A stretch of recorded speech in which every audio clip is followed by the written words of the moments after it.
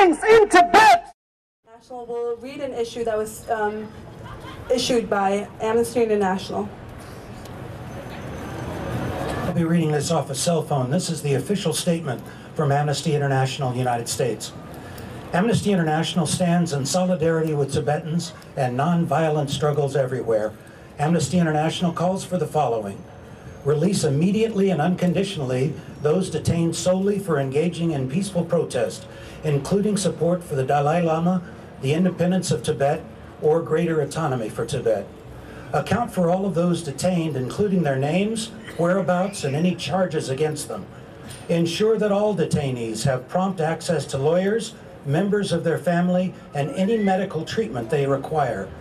Ensure that any detainees suspected of acts of violence are charged with recognizably criminal offenses and remanded by an independent court or else released.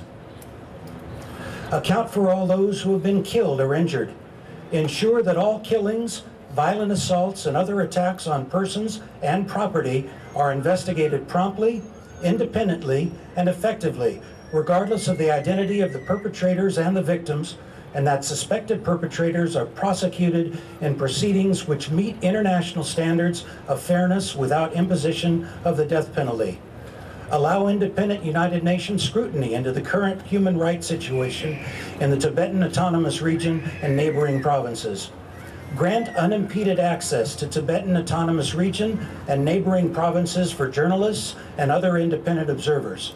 End censorship of the media in China to allow a full and diverse range of reporting in line with rights to freedom of expression and information, including reports on Tibet by overseas media in China. Take urgent measures to address the underlying causes of the protests, including Tibetans' long-term grievances over violations of the human rights, including restrictions on religious practice, persecution for exercising their freedoms of expression, associations of assembly, government policies apparently aimed at weakening their culture and ethnic identity. And if I may say one thing personally, Rangzen!